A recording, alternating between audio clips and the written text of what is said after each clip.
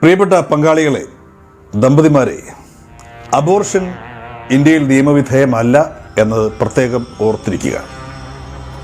ചില പ്രത്യേക സാഹചര്യങ്ങളിൽ മാത്രമാണ് അബോർഷൻ ഇന്ത്യയിൽ അനുവദിക്കപ്പെട്ടിട്ടുള്ളത്. അതും മെഡിക്കൽ പ്രാക്ടീഷണേഴ്സിൻ്റെ വൈദ്യസഹായത്തോടുകൂടി മാത്രം. എന്നാൽ പലയിടങ്ങളിലെങ്കിലും ജീവിത പങ്കാളികൾക്കിടയിൽ, പ്രത്യേകിച്ച് ലിവിങ് ടുഗെദർ ബന്ധങ്ങൾക്കിടയിലൊക്കെ ചില ബന്ധങ്ങൾക്ക് ശേഷം ഗർഭിണിയാകാറുണ്ട് പെൺകുട്ടികളൊക്കെ.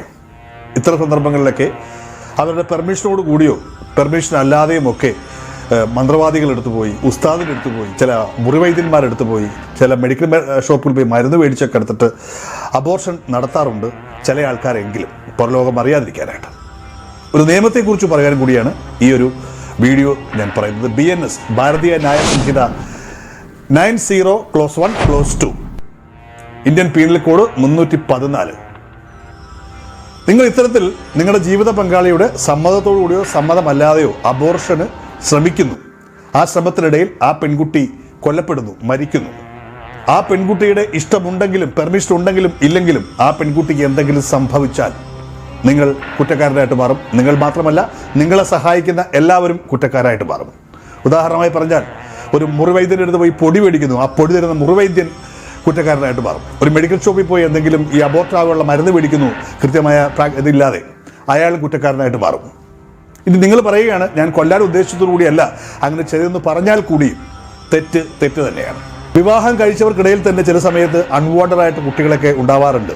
ഈ സന്ദർഭങ്ങളിലൊക്കെ ഒന്നുകിൽ ചെറുക്കൻ്റെ അച്ഛനോ അമ്മയോ നാത്തൂനോ ഒക്കെ ഉപദേശിക്കും, ഇവിടെ അത് കളഞ്ഞേരെ. ചിലപ്പോൾ അത് കളയാൻ പറ്റുന്നൊരു അവസ്ഥയിലായിരിക്കില്ല.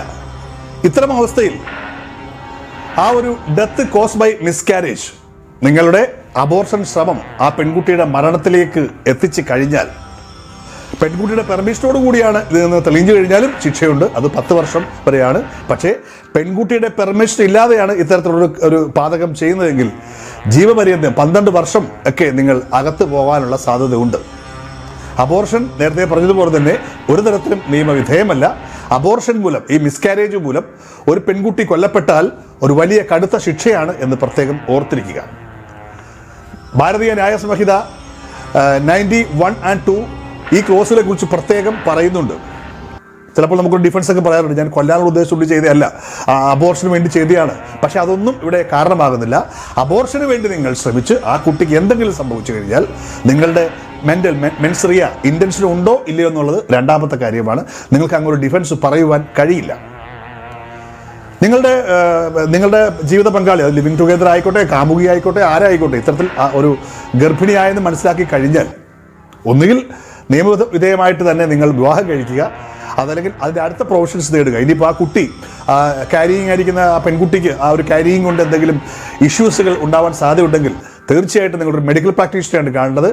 അവരുടെ നിർദ്ദേശപ്രകാരമാണ് അത് ചെയ്യേണ്ടത്. അല്ലാണ്ട് ഉസ്താദിൻ്റെ അടുത്തോ മുറിവൈദ്യനെടുത്തോ പുരോഹിതനെടുത്തോ ഒക്കെ പോയിട്ട് പൊടി മേടിച്ച് കലക്കിയോ ചവിട്ടിയോ ഒന്നും കലക്കാൻ ശ്രമിക്കരുത്. ഒരുപാട് തരത്തിലുള്ള ഇത്തരത്തിലുള്ള മരുന്നുകളൊക്കെ നാട്ടിലുണ്ടെന്ന് പറയപ്പെടുന്നുണ്ട്. അത് കഴിച്ചാൽ മതി, ഇത് കഴിച്ചാൽ മതി എന്നൊക്കെ പറയും. പക്ഷേ ഇതൊക്കെ ഒരു ജീവനല്ല, 2 ജീവനാണ് അപകടത്തിലാകുന്നത്. ആ കുട്ടിക്ക് എന്ത് സംഭവിച്ചാലും അതിന് പിന്നിൽ നിൽക്കുന്നവരൊക്കെ കുറ്റക്കാരായിട്ട് മാറും എന്നുള്ള കാര്യം പ്രത്യേകം ഓർത്തിരിക്കുക.